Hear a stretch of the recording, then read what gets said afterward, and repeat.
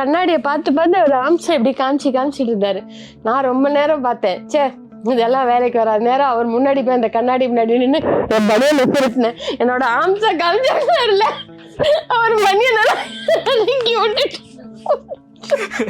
கல்யாணம் பண்ணணுங்கிற ஒரு ஐடியாலாம் இல்லை எனக்கு. 17 இயர்ஸ்.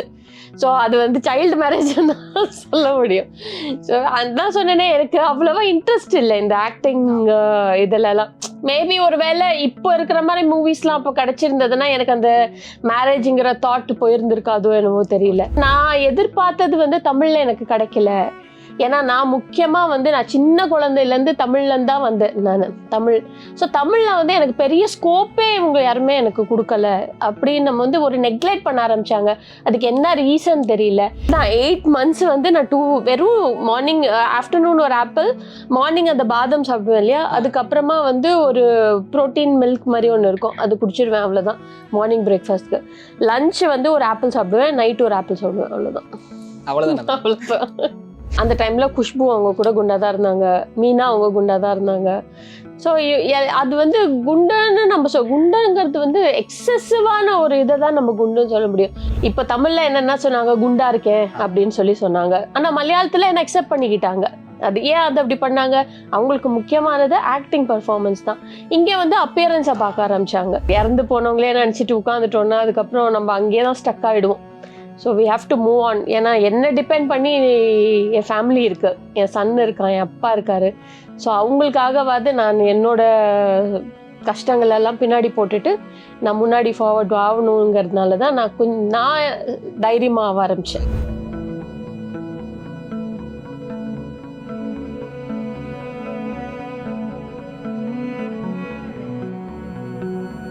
மிஸ் வாவ் தமிழா வியூவர்ஸ்க்கு வணக்கம். இந்த இன்ட்ராக்ஷன் யாரு கூட இருக்க போகுது அப்படின்னா எல்லாருக்குமே ரொம்பவே ஃபேவரட்டான ஒரு ஆக்ட்ரஸ் சொல்லலாம், பேபி அஞ்சு மேம். அவங்க கூட தான் இருக்க போகுது. வணக்கம் மேம். வணக்கம். எப்படி இருக்கீங்க? நல்லா இருக்கேன். எப்படி இருக்கீங்க? நல்லா இருக்கேன் மேம். எப்பயுமே எங்கவே இருக்கீங்க மேம். பாக்குறப்ப அப்படிதான் இருக்கு. சிரிச்சுக்கிட்டே இருக்கணும் அப்புறம் அப்படின்னா எங்கவே இருக்கலாம். பாக்குறப்ப ஒரு பாசிட்டிவ் கிரியேட் ஆகுது மேம். எல்லாருமே இதான் சொல்றாங்க அந்த மாதிரி. Okay ma'am. சின்ன வயசுலயே சினிமால நடிக்க ஆரம்பிச்சிட்டீங்க. ஸோ அது எப்படி மேம் அமைஞ்சது அந்த வாய்ப்புகள்லாம்? சின்னதுல வந்து நான் நடிக்கணும்லாம் வரல. என்னோட அத்தை வந்து ஆக்ட்ரஸ் ஜெயான்னு சொல்லிட்டு, அவங்க வந்து 6 to 60 வரை ரஜினி சாரோட சிஸ்டர் ஆக்ட் பண்ணியிருப்பாங்க. அந்த ஃபங்க்ஷன் ஒரு 100 day ஃபங்க்ஷன் டைம்ல ஃபேமிலி எல்லாம் போயிருந்தோம். அப்போதான் மகேந்திரன் அங்கிள் பார்த்துட்டு என்னோட படத்துக்கு இந்த குழந்தை வேணும் அப்படின்னு சொல்லி ரொம்ப கேட்டாங்க. எங்க வீட்டில் யாருமே ஒத்துக்கல. இல்லை வேண்டாம், குழந்தை ரொம்ப, அப்போ எனக்கு 1.5 வயசு குழந்தை. இல்லை ஐயோ எனக்கு வேணும், ஏன்னா அவங்க அஸ்வினி மேடம் பண்ணுறாங்க, எனக்கு அவங்களுக்கு ஏற்ற மாதிரி ஒரு குழந்தை எனக்கு தேவைப்படுது அப்படின்னு. சரின்னு ரொம்ப கன்வின்ஸ் பண்ணி நடிக்க வச்சாங்க அந்த படத்தை. நடிக்க வச்சதுன்னா நான் போய் என்ன பண்ணேனோ அதுதான் ஷூட் பண்ணார் அவர். எங்கள் பாட்டி தான் கூடவே வருவாங்க எப்போவுமே, அப்பாவோட அம்மா. அவங்க வந்து தண்ணியில் நினையாத, இது பண்ணாத, அது பண்ணாத அப்படின்லாம் அவர் சொல்வார். அவளை விட்டுடுங்க, அவள் என்ன பண்ணுறாலோ அவளுக்காக இந்த படம், அதை நாங்கள் கேப்சர் பண்ணிக்கிறோம் அப்படின்னு சொல்லிட்டு. ஸோ அப்படி வந்தது தான் என்னோட இந்த ஜேர்னி. ஸோ உதிரி பூக்கள்லாம் ஃபர்ஸ்ட். உதிரி பூக்கள். ஸோ இந்த உதிரி பூக்கள் வந்து இப்போ வரைக்குமே எல்லா ஃபிலிம் கிரிட்டிக்ஸ்க்குமே வந்து அந்த படத்தை வந்து பேசிக்கிட்டு தான் இருப்பாங்க. ஸோ நம்ம ஃபர்ஸ்ட் படமே வந்து இவ்வளவு வருஷம் கடந்தும் வந்து பேசப்படுது அப்படிலாம் இருக்கப்ப உங்களுக்கு எப்படி தோணுது? எனக்கு ரொம்ப சந்தோஷமான ஒரு விஷயம் என்னன்னா, எவ்வளோ படம் பண்ணிட்டேன், பட் ஸ்டில் நான் எங்கே போனாலுமே வந்து உதிரி பூக்கள் அந்த குழந்தை அழகிய கண்ணே அந்த பாட்டு வருமே, அந்த குழந்தைன்னு தான் சொல்லி இது பண்ணுவாங்க. ஸோ அந்த படம் வந்து எவ்வளோ ஒரு பெரிய இம்பேக்ட் இருந்திருக்கும் எல்லாரோட மனசுலையும். ஸோ இப்போ வரைக்கும் பார்க்குறவங்க வந்து யாருமே அழாதவங்களே கிடையாது அந்த படத்தை பார்த்து. நிறைய டைரக்டர்ஸோட இன்ஸ்பிரேஷனும் இந்த படம் மூலியமாக தான். நம்ம மகேந்திரன் அங்கிளோட அவரோட டேக்கிங்ஸ் மேக்கிங்ஸ் அதெல்லாம் இன்ஸ்பிரேஷனாக வச்சு நிறைய பேர் அவங்களே சொல்லியிருக்காங்க இது. ஸோ அதெல்லாம் அப்படி சொல்லும் போது எனக்கு நிஜமாவே ரொம்ப பெருமையா இருக்குது. ஸோ அந்த ஸ்பாட்ல நடந்த ஏதாச்சும் ஒரு மெமரிஸ் ஞாபகம் இருக்கா? இல்ல மகேந்திரன் சாருக்கும் உங்களுக்கும் ஒரு பாண்டிங் இருக்கும்? அது எப்பவுமே இருக்கும் பாண்டிங் எனக்கும் மகேந்திரன் அங்கிளுக்கும். ஏன்னா அந்த டைம்ல வந்து அவர் தான் ரொம்ப கேர் எடுத்து பாத்துக்கிறது எல்லாமே. ஆக்சுவலா எனக்கு அந்த உதிரி பூக்கள்ல நடந்த நிறைய விஷயம் எனக்கு ஞாபகம் இல்லை, சொல்லிதான் கேள்விப்பட்டிருக்கேன். அந்த மூவி பண்ணிட்டு இருக்கும் போது நான் எங்க அப்பாவுக்கு ரொம்ப பெட்டு. மேட்டுப்பாளையம்ல ஷூட்டிங் நடக்கும்போது எனக்கு பயங்கர ஃபீவர் வந்துருச்சு அப்பாவை பார்க்காம. அழுது அழுது அழுது. அதனால உடனே மகேந்திரன் அங்கிள் சொன்னது வந்து, உடனே அவங்க அப்பாவை கிளம்பி வர சொல்லுங்க, அப்பதான் சரியாகும் அப்படின்னு. எங்க அப்பா வந்து பயங்கர பைக் ரைடர் அவரு. பயங்கர கிரேஸ் அது. ஸோ சென்னையில இருந்து மேட்டுப்பாளையம் பைக்லயே வந்துட்டாரு அவரு. அவரை பார்த்ததுக்கு அப்புறம் எனக்கு சரியாயிடுச்சாம். அதான் அவர் சொல்வாரு, அப்பா படம் முடியிற வரைக்கும் அவங்க அப்பா எங்கேயே இருக்க சொல்லுங்கப்பா, சீக்கிரம் முடிக்கலாம் அப்படின்னு. ஸோ இந்த மாதிரி ஒரு குட்டி குட்டி இன்சிடென்ட்ஸ் எல்லாம் அந்த மாதிரிலாம் இருக்கு. இந்த பாட்டு வர டைம்ல வந்து இந்த ஆத்தோரமா அந்த பாவாடையை துவைக்கிறது இதெல்லாம் வந்து யாரும் சொல்லி கொடுத்தே இல்லை. அது அவங்க காஜா ஷெரீஃபும் அம்மாவும் பண்றத பார்த்துட்டே இருந்துட்டு நான் என்ன பண்ணேன்னா, நானே போய் என்னோட பாவாடை அதெல்லாம் வந்து கேப்சர் பண்ணிட்டு அது ஆக்டிங் கிடையாது, ரியலா பண்ணது. அது எல்லாமே எங்க அம்மா இறந்து போயிருக்கும் போது அந்த வலையில நோண்டிட்டு இருக்கிறது, அது எல்லாமே வந்து நிஜமா பண்ணிட்டு இருந்தேன் நான். அதெல்லாம் வளர்ந்ததுக்கு அப்புறம் வந்து பொல்லாதவன் படத்துல நீங்க ரஜினி சாருக்கு பொண்ணா நடிச்சிருக்கீங்க. ஆமா. ஸோ அந்த மெமரிஸை சொல்லுங்க, அது எப்படி அமைஞ்சது? நான் ரஜினி சாருக்கு நல்லா பெட்டு. அந்த எப்பவுமே வந்து வந்த உடனே தூக்கி வச்சுக்குவாங்க. நிறைய மைசூர்ல தான் எங்களுக்கு ஷூட்டிங் நடந்தது அந்த டைம். ஸோ அதுலலாம் வந்து லக்ஷ்மி ஆண்டிக்கு வந்து எனக்கு ஸ்டில் அவங்களுக்கு பிடிச்ச குழந்தை யாருன்னா அஞ்சுன்னு தான் சொல்லுவாங்களா அவங்க இப்போ வரைக்கும். ஸோ அந்த மாதிரி ரொம்ப சேட்டெல்லாம் ஷூட்டிங்ல எனக்கு என்னன்னா சாக்லேட் கொடுத்தா சைலண்டா இருந்துருவேன் நான் அந்த மாதிரி. அது ஸோ அந்த மாதிரி ஒரு எக்ஸ்பீரியன்ஸ் இருக்குது அந்த ரஜினி சாரோட. ஒரு அந்த படம் முடிச்சதுக்கு அப்புறம் வளர்ந்ததுக்கு அப்புறம் நீ அந்த ஷூட்டிங் ஸ்பாட்ல என்னென்ன பண்ணலாம் தெரியுமா அப்படின்னு ரஜினி சார் உங்களுக்கு ஷேர் பண்ணிருக்காரு? அப்படி எதுவும் ஷேர் பண்ணல. அவர் சொல்வாரு இந்த மாதிரி சின்னதுல, ஏன்னா நான் அவர் கூட 3 படம் பண்ணிட்டேன். இப்போ லேட்டஸ்டா நான் பார்த்தேன். நான் ஒரு 6 monthsக்கு முன்னாடி அவர் வீட்டுக்கு போயிருந்தேன். அவரை பார்த்தேன். அவர் பார்த்துட்டு சொன்னாரு, என்ன கர்ஜனை ஞாபகம் இருக்கா அப்படின்னாரு. ஓ தான் ஞாபகம் இருக்கா உங்களுக்கு அப்படின்னா, ஏன் ஞாபகம் இல்லை, பொல்லாதவன், கர்ஜனை, காளி இதுலலாம் நீ என் கூட ஆக்ட் பண்ணிய அப்படின்னு அவர் ஞாபகம் வச்சு சொல்லிட்டு இருந்தாங்க அந்த இதுல. ஏன்னா கர்ஜனைங்கிறது வந்து அந்த ஒரு ரொம்ப சின்ன ஒரு கேரக்டர் தான் எந்த, பட் அந்த மூவிக்கே வந்து ஒரு பெரிய டேர்னிங் பாயிண்ட் மாதிரி அந்த இது. ஸோ அந்த குழந்தை சாக்லேட் வாங்கி சாப்பிட்டதுனாலதான் அந்த இறந்து போச்சுங்கிறது அந்த மாதிரி ஒரு இது வரும் அந்த இது.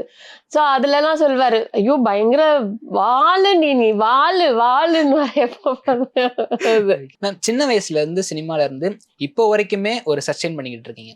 ஆனா எல்லாருமே நோட்டீஸ் பண்ணக்கூடிய ஆர்டிஸ்டாவும் இருக்கீங்க. ஸோ இவங்க ஏன் இன்னும் ஒரு கம்பேக் கொடுக்க மாட்டாங்க, ஸோ இவங்களுக்கு ஏன் இன்னும் சரியான படம் வாய்ப்புகள் வர மாட்டேங்குதுன்னு கேட்கக்கூடிய கேள்வியாகவும் இருக்கு. அதுதான் எனக்கே நான் கேட்டுக்கிறேன். நான் வந்து நான் பெருசா எனக்கு வந்து இவ்வளவு பணம் கொடுத்தாதான் நான் நடிப்பேன், எனக்கு இந்த பர்டிகுலரா இந்த கேரக்டர் கொடுத்தாதான் நடிப்பேன் அப்படின்னு இல்லை. ஆக்டிங் வந்து எல்லாமே ஆக்ட் பண்ணணும், எல்லா கேரக்டர்ஸுமே. ஸோ நான் வந்து ரொம்ப ஃப்ளெக்சிபிளாக தான் நான் இருக்கிறது. பட் ஸ்டில் ஏன் வந்து இன்னமும் வந்து ஒரு நெக்லெக்ட் பண்ணிட்டு இருக்காங்க அப்படின்னு சொல்லியிருந்தீங்க. ஏன்னா நான் நடுவில் ஒரு லாங் பிரேக் வரை எடுத்தேன். நான் ஒரு நியர்லி ஒரு 8 years to 9 years வரைக்கும் பிரேக் ஒன்று எடுத்துட்டேன். வீராப்பு பொல்லாதவன் ஷூட்டிங்க்கு அப்புறமா அந்த இது. ஏன்னா அந்த டைம்ல வந்து என்னோட அம்மா இறந்துட்டாங்கிறதுனால என்ன கொஞ்சம் ரொம்ப அப்செட் ஆகி போயிருந்ததுனால எனக்கு வேண்டாம் ஆக்டிங் அப்படின்ற மாதிரி இருந்துட்டு நான் இங்கேருந்து வயநாடு போயிட்டேன். வயநாடு பிளஸ் ஆஸ்திரேலியாவில் எங்கள் அண்ணா அங்கே போயிட்டேன் நான். ஸோ அதுக்கப்புறமா வந்து நான் நிறைய பேர்கிட்ட சொல்றது என்னன்னா, ஆர்டிஸ்ட் இல்லைன்றீங்க, இருக்கிற ஆர்டிஸ்ட்டை ஏன் யூஸ் பண்ண மாட்டேங்கிறீங்க? அதுதான் நான் கேட்குறேன். உங்களுக்கு வந்து டேலண்ட் இருக்கு, நடிக்கிற இது இருக்குது, உங்களுக்கு பெருசா வந்து யாரும் உங்களை தொல்லை பண்ண போறது இல்லை, ஒன்றும் இல்லை. அந்த மாதிரி இருக்கும்போது இருக்கிறவங்களாம் ஏன் யூஸ் பண்ணிக்க மாட்டேங்கிறீங்க அப்படின்னு தான் நானே அந்த கேள்வியை தான் நான் கேட்டுட்டு இருக்கேன். நான் இப்போ நான் ஒரு மூவி பண்ணிட்டு இருக்கேன், 23 frames அவங்களோட ஒரு மூவி பண்றேன். ஆல்ரெடி ஒரு ஷெட்யூல் முடிஞ்சிச்சு குற்றாலம்ல. பட் நெக்ஸ்ட் ஷெட்யூல் இப்போ ஸ்டார்ட் ஆக போகுது ஜூலைல இருந்து. இதுக்கப்புறம் நாங்க பிஸி ஆக்ட்ரஸை பார்க்கலாமா? கண்டிப்பா நானும் அதே ஹோப்ல தான் இருக்கேன். இதுக்கப்புறம் மூவிஸ் நிறைய பண்ணணும் அப்படின்னு சொல்லிட்டு. ஸோ இந்த கேப் எடுத்துக்கிட்டே சொன்னீங்க, அந்த கேப்ல வந்து உங்களுக்கு தோணுன விஷயங்கள் என்ன? ஸோ சினிமாலே வந்து சரியான வாய்ப்புகள் அமையல. ஸோ இதை வந்து நீங்க எப்படி எடுத்துக்கிட்டீங்க? ஆக்சுவலா என்னன்னா, அம்மா எனக்கு சினிமாலங்கிறது கூட இல்லாம எனக்கு அம்மா இல்லாததுதான் ஒரு பெரிய ஒரு டிராபேக்கா இருந்தது. எங்க அம்மா வந்து எப்படின்னா, நான் டோட்டலா டிபெண்டா இருப்பேன் எங்க அம்மா கிட்ட. ஸோ அந்த டைம்ல என்ன ஆயிடுச்சு, அம்மா இல்லைன்ன உடனே கொஞ்சம் அப்படியே அப்செட் ஆயிட்டு, எனக்கு என்ன பண்றது, எதுல கான்சென்ட்ரேட் பண்றது அப்படின்னு வீட்டை பாக்குறதா இல்ல ஒர்க்கை பாக்குறதாங்கிறதே எனக்கு தெரியலாம போச்சு. அதுக்கப்புறம் என்னோட சன் இருந்தான். அவனுக்கு வந்து ஸ்டடீஸ், சரி அவனோட இதுவா என்னோட கெரியரா ஸ்டடீஸான்னு பார்க்கும்போது, சரி ஃபர்ஸ்ட் அவனோட ஸ்டடீஸை முடிப்போம், நம்ம கெரியர் நம்ம ஒர்க் வந்து எப்போ வேணாலும் ஸ்டார்ட் பண்ணிக்கலாம்னு சொல்லிட்டு அதுக்கப்புறம் தான் அந்த பிரேக் எடுக்கணுங்கிற முடிவு பண்ணி அவனை படிக்கிறதுக்காக இது பண்ணது. ஸோ அம்மா இல்லாத நேரத்துல வந்து உங்களுக்கு நீங்களே வந்து சொல்லக்கூடிய ஒரு வார்த்தைகளா இருக்கட்டும், இல்லாட்டி அது அந்த சுச்சுவேஷன் கடந்து வந்த பாதைனா என்ன சொல்லுவீங்க? அம்மா இல்லாத டைம்ல வந்து நான் என்ன சொல்வேன், நெவர் கிவ் அப். ஏன்னா இறந்து போனவங்களே நினைச்சிட்டு உட்காந்துட்டோம்னா அதுக்கப்புறம் நம்ம அங்கேயே தான் ஸ்டக் ஆயிடுவோம். So we have to move on. ஏன்னா என்ன டிபெண்ட் பண்ணி என் ஃபேமிலி இருக்கு, என் சன் இருக்கான், என் அப்பா இருக்காரு. ஸோ அவங்களுக்காகவாது நான் என்னோட கஷ்டங்கள் எல்லாம் பின்னாடி போட்டுட்டு நான் முன்னாடி ஃபார்வர்ட் ஆகணுங்கிறதுனால தான் நான் தைரியமா ஆக ஆரம்பிச்சேன். அதுக்கப்புறமா ரொம்பவே சின்ன வயசுலயே நீங்க மேரேஜ் பண்ணிக்கிட்டீங்க. ஸோ அந்த ஒரு சுச்சுவேஷன் எப்படி மேம் கிரியேட் ஆச்சு? அதுவும் ஒரு ஆக்சிடென்ட் தான் எனக்கு. எல்லாமே ஆக்சிடென்டா தான் வந்து முடியும் எனக்கு. அந்த டைமும் அது அப்படிதான். எனக்கு கல்யாணம் பண்ணணுங்கிற ஒரு ஐடியாலாம் இல்லை. எனக்கு 17 இயர்ஸ். ஸோ அது வந்து சைல்டு மேரேஜ் தான் சொல்ல முடியும். ஸோ அதான் சொன்னேனே, எனக்கு அவ்வளவா இன்ட்ரெஸ்ட் இல்லை இந்த ஆக்டிங் இதுலலாம். மேபி ஒரு வேளை இப்போ இருக்கிற மாதிரி மூவிஸ்லாம் அப்போ கிடைச்சிருந்ததுன்னா எனக்கு அந்த மேரேஜுங்கிற தாட் போயிருந்திருக்காதோ என்னவோ தெரியல. ஸோ அந்த டைம்ல என்ன ஆயிடுச்சுன்னா, கொஞ்சம் தமிழ்ல இருந்து மாறி மலையாளம் ஒர்க் பண்ணிட்டு இருக்கும் போது மலையாளம்ல பயங்கர பிஸியா இருந்தேன்.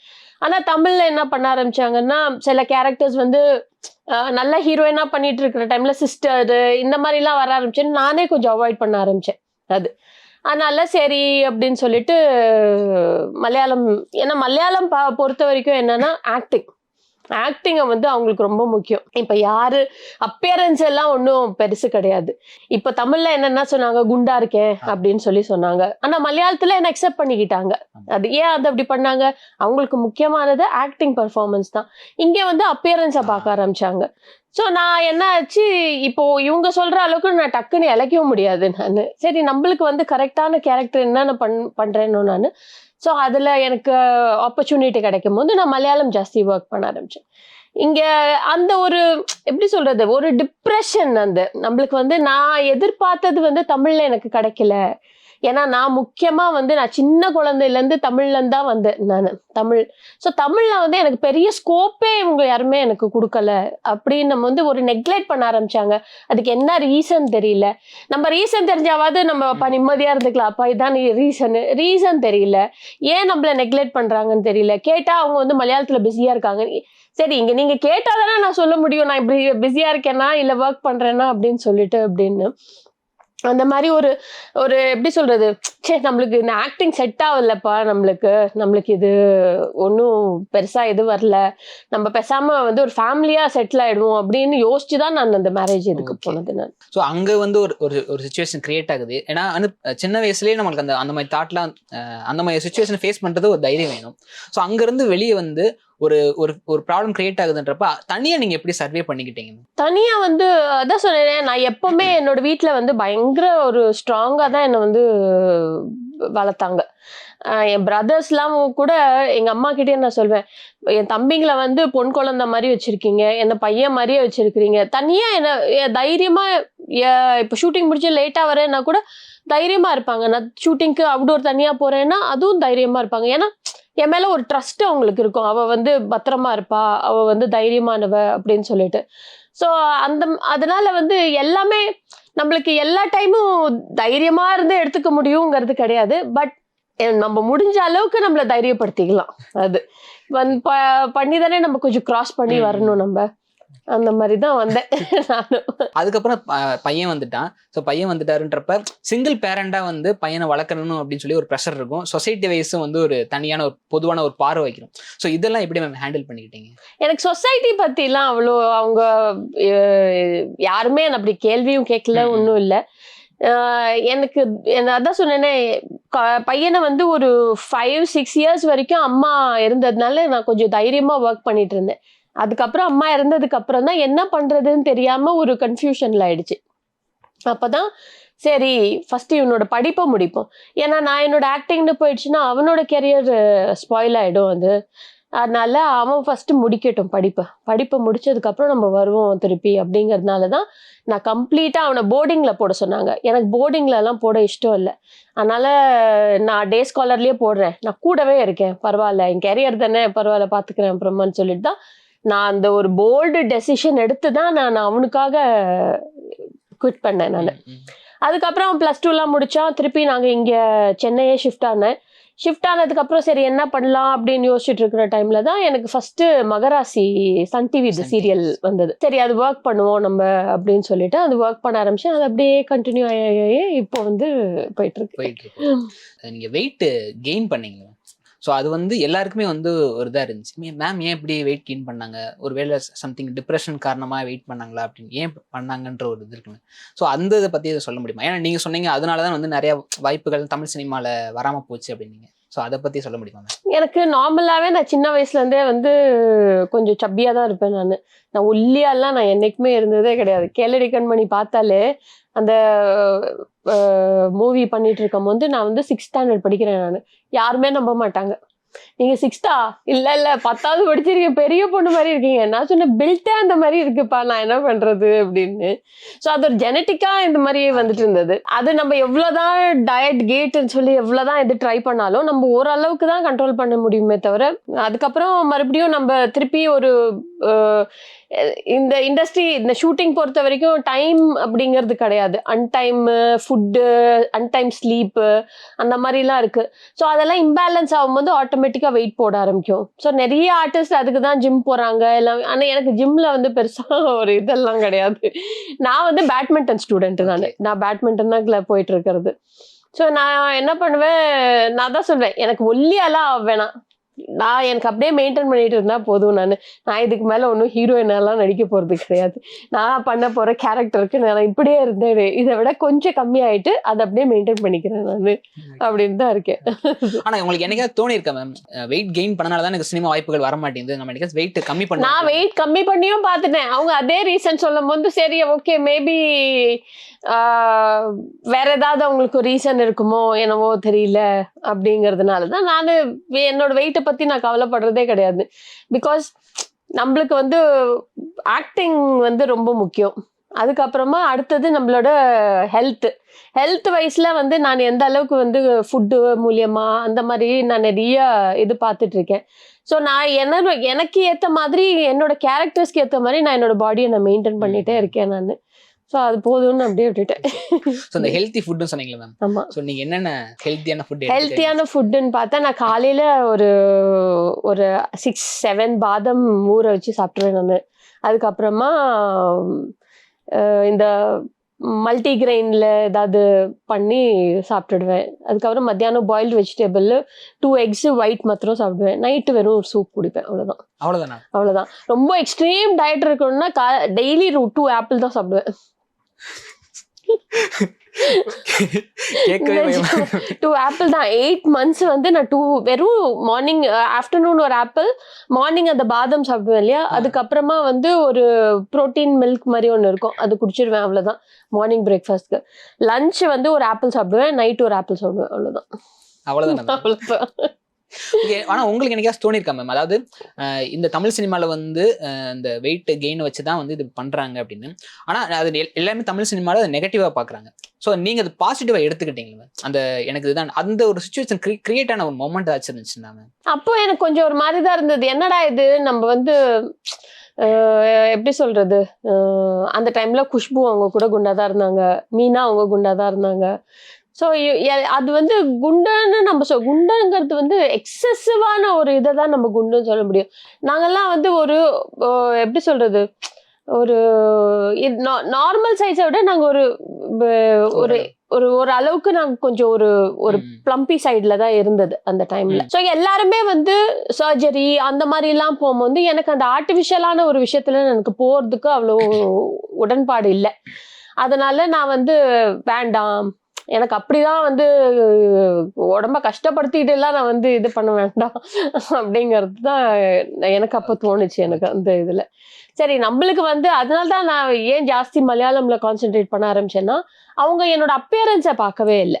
நீ குண்டா இருக்கே சொல்லுவாங்க, அஞ்சு வெயிட்டு குறை அப்படின்னு, அவ்வளவுதான், ஒரு ஜாலியா தான் சொல்லுவாங்க. ஸோ நான் அந்த ஒர்க் மோட்ல அதுக்கப்புறம் என்னோட டயட்ல இருக்கும்போது அது ஆட்டோமேட்டிக்கா எனக்கு அது குறைய ஆரம்பிச்சிடும் அந்த இது. அதனால எனக்கு அந்த ஆக்டிங் ஸ்கோப்புன்னு எனக்கு அங்க இருந்தது இல்லையா. ஸோ நான் வந்து எல்லாமே பெஸ்டா கொடுத்தது வந்து எனக்கு அங்க வந்து கொடுத்தாங்க. நான் எதுல எதிர்பார்த்தேனோ, நான் எனக்கு வந்து எப்படி சொல்றது, நான் இந்த ஃபீல்ட்ல வந்து நல்லா வரணும், இந்த தமிழ் இதுல வரணும் அப்படிங்கிறதுக்காக நான் எவ்வளவு எதிர்பார்த்து நான் வந்தேனோ, எனக்கு அதுல ஆப்பர்ச்சுனிட்டி இல்ல. நம்ம வந்து எனக்கு எங்க கொடுக்குறாங்களோ அங்கதான் நான் போக வேண்டியது ஆச்சு. அது இப்போ தனியா இருக்கக்கூடிய ஒரு உமன் இருக்காங்களா மேம், ஸோ அவங்களுக்கு வந்து ஒரு டிப்ரெஷன் ஒரு மொமெண்ட் கிரியேட் ஆகும், அதுல இருந்து அவங்க வெளியே வர்றதுக்கான ஒரு சுச்சுவேஷன் கிரியேட் ஆகும். ஸோ இதெல்லாம் அவங்க எப்படி ஹேண்டில் பண்ணிக்கணும் அப்படின்னு நீங்க சொல்ல முடியும்? தனியா வந்து இப்போ எல்லாரும் இவங்க எல்லாம் இருந்தாதான் நம்ம வாழ முடியுங்கிறது கிடையாது. யாரும் இல்லைனாலும் நம்மளால வாழ முடியும். ஏன்னா நம்ம வந்து தனியா தான் இந்த உலகத்துல வந்தோம், தனியா தான் இங்க இருந்து போறோம் நம்ம. ஸோ நம்மளால முடியாதது, சாதிக்க முடியாததுன்னு எதுவுமே கிடையாது. தனியா இருந்தா இன்னும் பெட்டர்ன்னு கேக்குறேன். நம்மளுக்கு எந்த ஒரு இடைஞ்சலோ, நீ இதை பண்ணக்கூடாது அதை பண்ணக்கூடாது ரெஸ்ட்ரிக்ஷன் கிடையாது இல்ல. நம்மளுக்கு என்ன ஒண்ணு ஸ்ட்ரகிள் இருக்கும். ஸ்ட்ரகிள் நம்ம வந்து அது கண்டிப்பா பெண்ணுன்னு நடந்தே ஸ்ட்ரகிள் இருந்துதான் ஆகணும். அந்த ஸ்ட்ரகிள் எல்லாம் நீங்க ஃபேஸ் பண்ணி வந்தாதான் நீங்க ஒரு ஆம்பளைய விட நீங்க வந்து ஸ்ட்ராங்கஸ்ட் பர்சனா நீங்க வர முடியும். அது இப்போ வந்து ஒரு மென்னுன்னு பார்க்கும்போது என்ன ஆகும், அம்மா அப்பா அடுத்தது ஒய்ஃப், இப்படி ஒரு இதுல வந்துட்டே இருக்கும் போது அவங்களுக்கு வந்து ஒரு ஒய்ஃப் விட்டுட்டு போனா கூட அவங்களுக்கு என்ன தோணும், கொஞ்ச நாள் வந்து கஷ்டப்படுவாங்க. அதுக்கப்புறம் என்ன ஆயிடும், அவங்க வீட்டுல வந்து ஃபோர்ஸ் பண்ணி இன்னொரு கல்யாணம் பண்ணி வச்சிருவாங்க. அப்படி அந்த மாதிரி இருக்கு.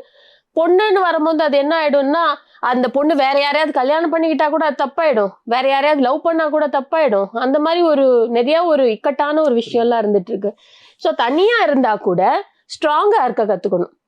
அதே மாதிரி டைவர்ஷன், அதுலயே நம்ம தனியா இருக்கோமேன்னு யோசிச்சுட்டே இருந்தா ஒண்ணுமே நடக்காது.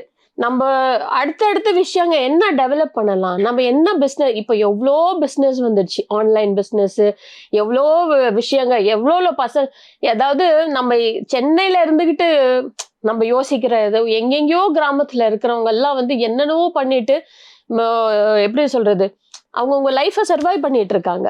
ஸோ இப்போ வந்து இது வந்து ஒரு ஆப்பர்ச்சுனிட்டியான ஒரு பிளேஸ் இது. ஸோ அதெல்லாம் நம்ம வந்து எடுத்துக்கிட்டு, அதை நம்மளுக்கு சப்போர்ட்டிவா எடுத்துக்கிட்டு, அதுக்கேற்ற மாதிரி நம்ம அடுத்து என்ன பண்ணலாம், நம்மள மாதிரி இருக்கிறவங்க ஒரு 4-5 பேரை வச்சு நம்ம வந்து என்னென்ன ஒரு சாரி பிஸ்னஸோ, ஒரு ஜுவல்லரி பிஸ்னஸோ, இல்லை வந்து ஏதாவது எவ்வளோ வருது அந்த மாதிரி பண்ணலாம் அப்படின்னு சொல்லிட்டு அவங்க டைவர்ட் பண்ணிக்கணும் அவங்க மைண்டை. இப்போ நீங்க வெயிட் லாஸ் பண்ண போனேன், ஜிம்முக்குலாம் போனேன், அதுல நடந்த ஏதாச்சும் ஒரு ஃபன்னியான மொமெண்ட் சொல்ல முடியுமா ஜிம்ல? இருக்கு. ஜிம்மு ஃபர்ஸ்ட் ஜிம்முக்கு போகும்போது என்ன பண்ணுறது, கோச் எல்லாம் நம்மளுக்கு தெரிஞ்சவர் தான். நான் சொல்வேன், சார் என்ன அங்கே நிறைய எந்த வந்து மென்னும் வருவாங்க லேடிஸும் வருவாங்க டைம் அது. அதில் என்னை எப்போ பாரு ஒருத்தர் பார்த்து ஒரு பனியன்லாம் இப்படி சுருட்டி இப்படி வச்சுக்கிட்டு இப்படி பயங்கரமாக எல்லாம் பண்ணி, நான் ஒரு கோச்சை கூப்பிட்டு சொன்னேன், சார் அவர் ரொம்ப ஃபிலிம் காமிச்சிட்டு இருக்கிறாரு, எக்ஸசைஸ் பண்ண விட மாட்டேங்கிறேன். மேடம் அவ்வளோதானே இப்போ பாருங்கன்னு சொல்லிட்டு அவர் என்ன பண்ணாரு, ஒரு டேபிள் மாதிரி ஒன்று இருந்தது, அது இப்படியும் நிமித்திக்கலாம் இப்படியும் நிமித்திக்கலாம், அதில் படுங்க சார், உங்களுக்கு என்ன டம்மி காமிக்க பண்ணணும்ல, படுங்க சார், இங்கே லாக் பண்ணி காலில் லாக் பண்ணி தலைகீழ வச்சு லாக் பண்ணிட்டு போயிட்டாரு. இப்போ ஓகேவா மேடம் அப்படின்னு, ஓகே சார் ஓகே சார். அதே மாதிரி ஒருத்தர் ரொம்ப நேரமா அப்படியே கண்ணாடியை பார்த்து அவர் ஆம்சை இப்படி காமிச்சிட்டு இருந்தாரு. நான் ரொம்ப நேரம் பார்த்தேன், சே இதெல்லாம் வேலைக்கு வராது, நேரம் அவர் முன்னாடி போய் அந்த கண்ணாடி முன்னாடி நின்று நிறுத்தினேன், என்னோட ஆம்சை காமிச்சிருந்தாருல, அவர் பனியனெல்லாம் விட்டுட்டு. இந்த மாதிரி நிறைய நடக்கும் அந்த முன்னாடி போன ஜிம்ல எல்லாம். அதுக்கடுத்து அவங்க வந்திருக்க மாட்டாங்க, என் பக்கமே வர்றது கிடையாது யாருமே. அதுக்கப்புறம் கோச் தான் சொல்ல, மேடம் நான்லாம் தேவையில்லை மேடம், நீங்க உங்களை காப்பாத்திக்குவீங்க. ஸ்டார்டிங் வந்ததுன்னு சொன்னேன், நீங்க வந்து ரொம்பவே எங்காவே இருக்கீங்க, சோ அதனால ஸ்கின் கேர் ரொட்டீன் வந்து நான் கண்டிப்பா கேட்கணும். ஸ்கின் கேர் ரொட்டீன் என்ன ஸ்கின் கேர் ரொட்டீன் மேலே? ஸ்கின் கேர் ரொட்டீன்லாம் நான் எதுவுமே பெருசாலாம் இது பண்ண, எனக்கு அந்த எப்படி சொல்றது, ஆர்டிஃபிஷியலா பண்ணிக்கிறது அந்த மாதிரிலாம் எனக்கு இது இல்லை. இப்பதான் எனக்கு வந்து இந்த ஓவர் சன் எக்ஸ்போஷர்ல டேன் ஆயிருக்கேன் கொஞ்சம் நான். அதுதான் வந்து சரி என்ன பண்ணலாம், நேச்சுரலா என்ன பண்ணலாம்னு சொல்லி யோசிச்சுட்டு இருக்கேன். மற்றபடி வந்து நார்மல் ஃபேஸ் வாஷ் பண்ணிட்டு மாய்ஸ்சர் பண்ணிட்டு அதுக்கப்புறமா சன்ஸ்கிரீன் போடுவேன் டெய்லி, அது எவ்வளவுதான், மற்றபடி வேற ஒன்றும் இல்லை. Hair care tips? Hair care வந்து என்ன ஆயில் கொடுக்க அப்பப்போ போட்டுக்கலாம், ஆயில், நல்ல ஷாம்பூஸோ இல்லை வந்து ஆர்கானிக் ஷாம்பூஸ் அந்த மாதிரி யூஸ் பண்ணிக்கலாம். அதுக்கப்புறம் மாஸ்க்குன்னு இருக்குது, அந்த மாஸ்க் வந்து டேமேஜ் ஆகாமல் இருக்கிறதுக்காக மாஸ்க் இருக்கு.